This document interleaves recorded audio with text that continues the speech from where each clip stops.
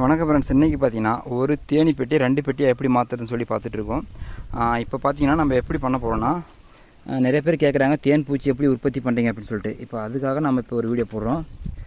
பார்த்திங்கன்னா இது மேலே இருக்கிறது வந்து தேன் அறைன்னு சொல்லுவோம். இப்போ அது கீழே இருக்கிறது வந்து பார்த்திங்கன்னா புழு அறை, குஞ்சு முட்டை எல்லாமே இதில் தான் இருக்கும். இப்போ இதை தான் நம்ம பிரித்து எடுக்க போகிறோம் பாருங்கள்.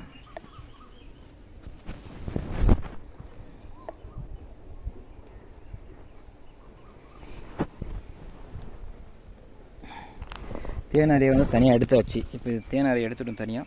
இப்போ இதுதான் குஞ்சு அறைன்னு சொல்லுவோம். இப்போ இதில் வந்து பார்த்திங்கன்னா 6 சட்டம் பிரேம் அப்படியே ஃபுல்லாக அடையோடு இருக்குது. இப்போ இதில் இருக்கிறது 3 அடையை எடுத்து என்ன பண்ணுறோம், சட்டத்தை எடுத்து இப்போ இந்த எம்டி பாக்ஸில் போட போகிறோம். இப்போ மாற்ற போகிறோம்.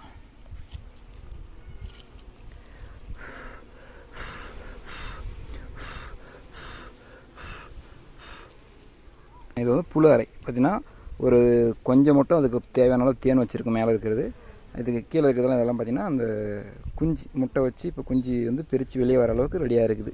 இப்போ இங்கே பாருங்கள், மேலே இருக்கிறது மட்டும்தான், இங்கே இருக்கிறது மட்டும்தான் தேன். பார்த்திங்களா, இது ஃபுல்லாக தேன். இப்போ இதோட தேவைக்காக இதை வச்சுருக்குது. இப்போ இதுதான் நம்ம வந்து மாற்ற போகிறோம். எம்டி பெட்டியில் வந்து பார்த்திங்கன்னா 3 சட்டம் எடுத்து இப்போ வச்சுக்க போகிறோம்.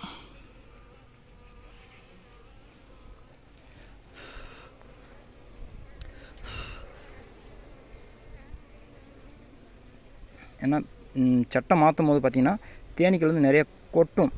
நம்ம வந்து இப்போ ஸ்மோக்கர் யூஸ் பண்ணாமல் தான் நம்ம எடுத்துகிட்டு இருக்கோம்.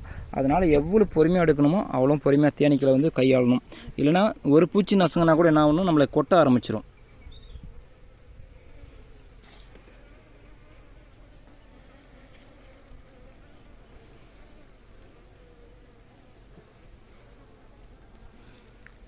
பார்த்திங்கன்னா எல்லாமே முட்டை வச்சுருக்கு. ஏன்னா இதில் வந்து பார்த்திங்கன்னா ஒரு ராணி தான் இருக்கும். இப்போ நம்ம வந்து பிரித்து எடுத்ததுக்கப்புறம் ஒரு ராணி வந்து அதுவே உற்பத்தி பண்ணிக்கும்.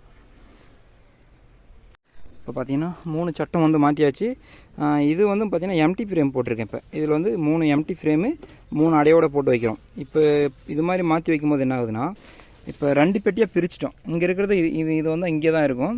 ஆனால் இந்த பெட்டி என்ன பண்ண போகிறோன்னா, இப்போ இதை மூடி போட்டு கட்டி இங்கேருந்து 1 கிலோமீட்டர் தூரத்தில் எடுத்து போய் மாற்றி வச்சு ஆகணும். இங்கே பக்கமே வச்சு என்ன ஆகுனா, இதில் இருக்கிற தேனி வந்து பார்த்திங்கன்னா ராணி ஒரு ராணி தான் இருக்குது. பக்கமே வைக்கும்போது ராணி எந்த கூட்டில் இருக்கோ அந்த கூட்டுக்கு போயிடும். வேலைக்காரி தேனி எல்லாமே அந்த கூட்டுட்டு போயிடும்.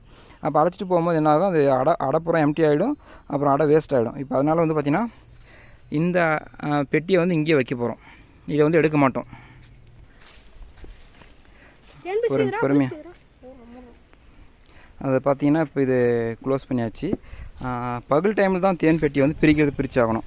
இரவு நேரங்களில் பிரிக்கக்கூடாது. இப்போ இதில் வந்து பார்த்திங்கன்னா இந்த சின்ன கேப் இருக்குது. அந்த கேப் வழியாக தான் வந்து பார்த்திங்கன்னா தேனீக்கள் வெளியே வரும். இப்போ நம்ம பிரித்து எடுத்துன்னு போகிற வழியும் பார்த்திங்கன்னா தேனீக்கள் வெளியே வரக்கூடாதுன்றதுக்காக இந்த மாதிரி ஒரு இலை போட்டு இந்த அது வரும் வழியை வந்து இப்போ அடைச்சி வைக்க போகிறோம்.